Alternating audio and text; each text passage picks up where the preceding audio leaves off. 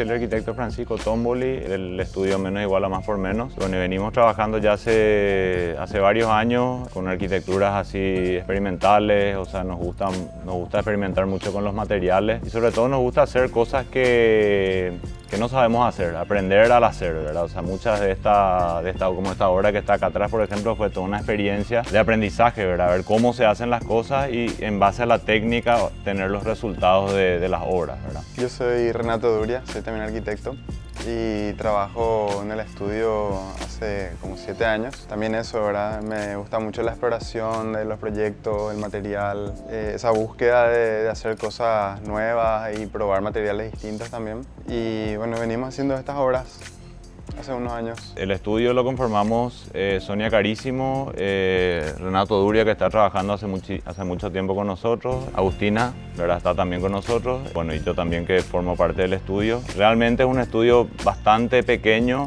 que se va agrandando y achicando de acuerdo a los trabajos que hay. De repente hay unos trabajos que ameritan más gente, pero básicamente es bastante chica la oficina. Tenemos como un complemento de la oficina también una carpintería, ¿verdad? Donde hacemos trabajo, o sea, siempre como que nos gustó mucho la parte de carpintería, o sea, de hecho, el nombre de la oficina, que es Menos Igual a Más por Menos, surge de la carpintería, ¿verdad? Como que fue el primer lugar donde empezamos a hacer experimentar con muebles, experimentar con las máquinas y todo eso, y bueno, y esa carpintería como que complementa el estudio, y de hecho solemos hacer muchas cuestiones experimentales, hacemos con las carpinterías, ¿verdad? Como estructuras lamela o de repente encofrados más raros para hormigón o para tierra, muebles así también un poquito más experimentales. Y bueno, básicamente eso, ¿verdad?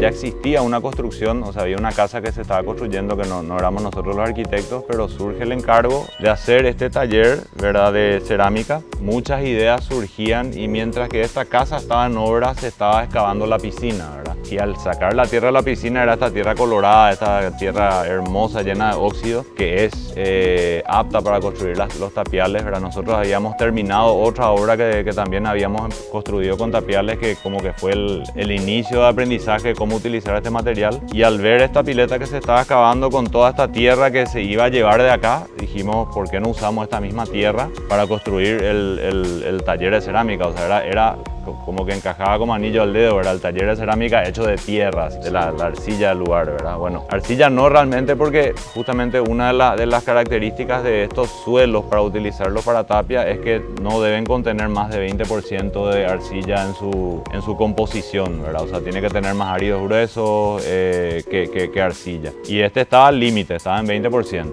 Eso hace de que o sea, todo lo que es arcilla cuando se comprime, ¿verdad?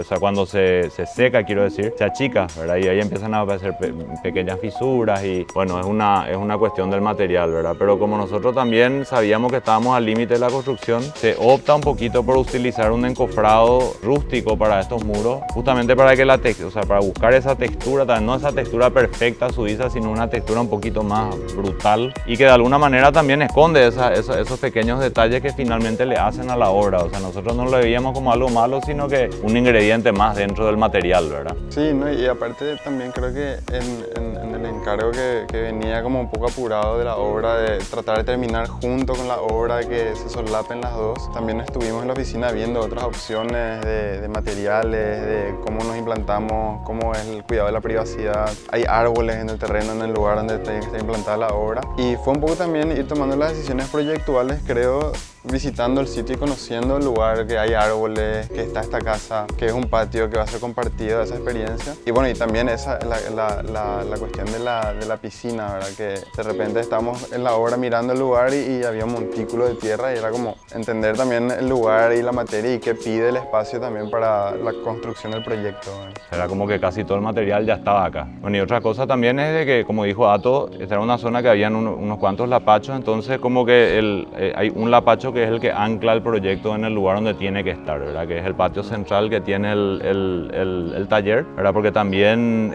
trabajar un poco con la luz natural es otra parte que es importante e interesante, ¿verdad? Analizar. Y bueno, y también ese microclima que genera esta copa de árbol sobre la construcción, ¿verdad? Que de hecho también en esta hora el techo es transitable y vos estás a altura de copa de árbol y que genera un microclima, ¿verdad? Además de que el material en sí, estos muros de tapia tienen una inercia térmica fantástica que hace que sea bastante agradable adentro, ¿verdad? Y minimiza mucho el uso de los equipos de aire acondicionado, ¿verdad? O sea, es realmente un material muy interesante, ¿verdad? Que no se llegó a usar tanto en Paraguay, pero sí hay registros de uso, ¿verdad? Hacia Pirayú creo que habían algunos ejemplos de tapia. Acá se usaba más el adobe porque nuestro suelo tiene mucha arcilla, ¿verdad? Entonces se opta más por el adobe más que la tapia, ¿verdad? Y bueno, otro tema también de que no se usaba tanto la tapia acá es de que acá llueve muchísimo, ¿verdad? Acá tenemos un régimen de 1200, 1300 milímetros al año y este es un material que, como dijo, o sea, cuando empezamos a investigar nosotros sobre el material, había un constructor profesional en este tema que era Lauren Kukemont, vino a dar un curso acá a Paraguay. Él es un alemán, ¿verdad? Y él hablaba siempre, ¿verdad? Que este tipo de construcciones tienen que tener un buen zapato y un buen sombrero, ¿verdad? O sea, no pueden estar a la intemperie así como tal. Si bien vos de repente te vas a Bolivia y ves así estas construcciones en intemperie sin techo prácticamente, pero son lugares que no llueven, ¿verdad? Sí. Acá sí llueve mucho, entonces teníamos que tomar esas precauciones, ¿verdad? Y básicamente todos los elementos que vos ves son estructurales, no hay un solo elemento que no cumpla una función estructural dentro del proyecto, ¿verdad? Entonces son básicamente 4 muros, ¿verdad? En esvástica que van conformando el espacio y una losa de hormigón que apoya sobre estos 4 muros, ¿verdad? Básicamente eso con el agujero del árbol en el medio. Es muy simple, ¿verdad? La planta es muy simple y esos 4 muros también van conformando espacios un poquito más especializados que pedía el proyecto. Por ejemplo, en uno de los muros está metido el torno, en otro de los muros está metido el baño, en otro de los muros está metido el horno. Entonces, de alguna manera, y otro muro es el que te arma el acceso. Entonces, de alguna manera, es trabajar con los mínimos elementos posibles y no recurrir a cuestiones que cargan o que están de más, ¿verdad? En la arquitectura. Bueno, tenía también esa condición de que tenía que vincularse con la calle, porque es un lugar donde entra y sale mucha gente. Teníamos que también tener esa doble circulación. Y bueno, y el árbol, que es un elemento anclado en el terreno. Entonces la modulación estructural y de los muros también va en base al árbol, porque tampoco le podíamos asfixiar al árbol. Se resuelve mucho también estando ahí el árbol como elemento casi que organizador dentro de la como una planta. línea de producción que se va girando en torno al árbol, ¿verdad?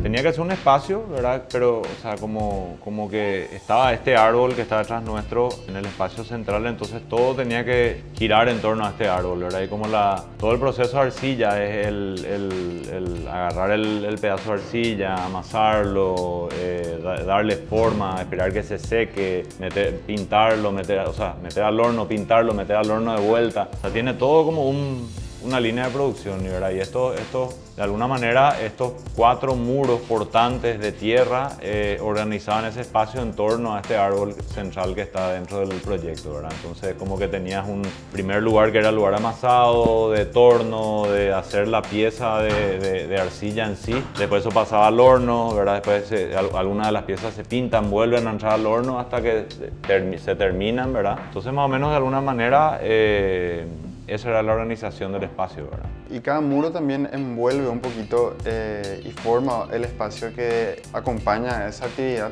como puede ser el baño, o el horno, o los tornos. Entonces también era un poco esa secuencia acompañada por su espacio de apoyo, digamos, de cada actividad, como para que las cosas estén más a mano, más accesibles y no haya tanto ese cruce entre actividades. Creo que de alguna manera se vea todo el proceso en el mismo espacio, ¿verdad? O sea, si bien el árbol como que separa un poco de esto, pero es un espacio bastante continuo, ¿verdad? Dentro de todo. Sí, no, de hecho, esto se usa muchísimo, le está yendo muy bien a Lisa, ¿verdad? O sea, tiene mucha gente, tiene talleres, tiene tipo terapia con la cerámica.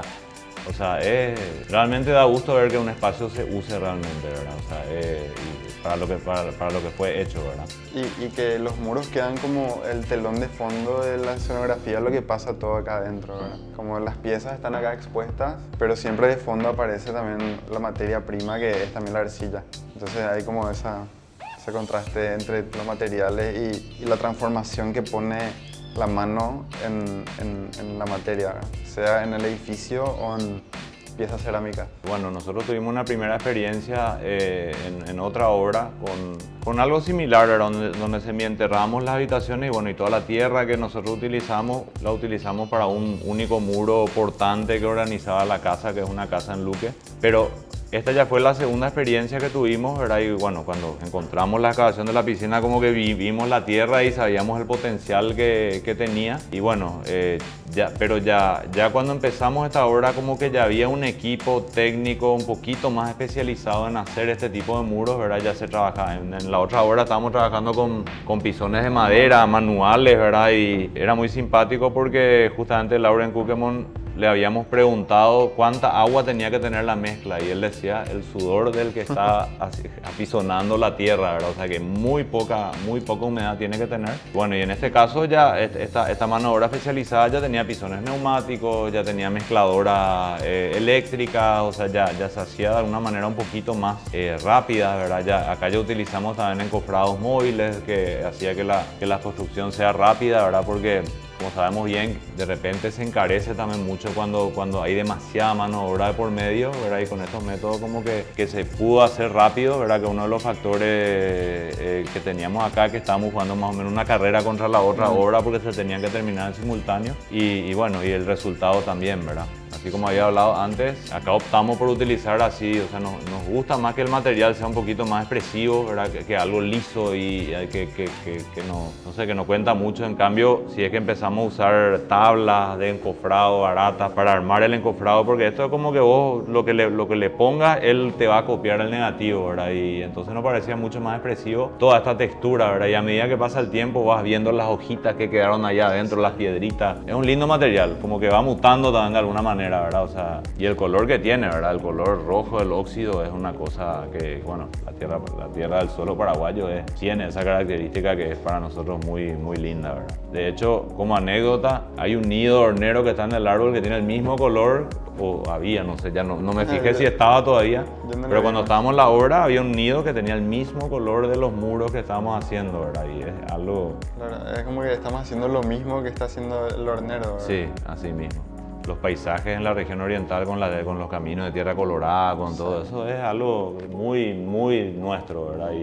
Bueno, y utilizar ese material, como dijo Ato, yo creo que Ato demasiado bien expresó esa cuestión de cómo el material se transforma en lo que la mano más o menos amolda, ¿verdad? Y en el caso de la actividad que hay en este lugar y en el caso de la construcción que se hizo, como que me pareció muy interesante eso, ¿verdad? Sí, era ver con nuestros propios ojos lo que los obreros en su momento estaban haciendo, ¿verdad? Como de la tierra transformada en muros y bueno, eso es una obra que tiene poquísimos rubros en cuanto a construcción, ¿verdad? Son hormigón y tierra y bueno, un poco de metal y vidrio, sí. Pero era eso, un presupuesto de una hoja y en carrera con la obra para que se puedan mudar y usar ya esto y no haya más obra al final. Y minimizar los rubros de alguna manera nosotros en el estudio solemos trabajar mucho con el concepto de que en la obra bruta esté terminado el 80 al 90% de la obra, ¿verdad? Entonces vos ya no tenés rubros complementarios que encarecen o que, no sé, o sea, la obra es sincera en cuanto a sus materiales portantes y de uso, ¿verdad? O sea, no hay ningún elemento que vos puedas quitar de acá porque todos los elementos son esenciales, ¿verdad?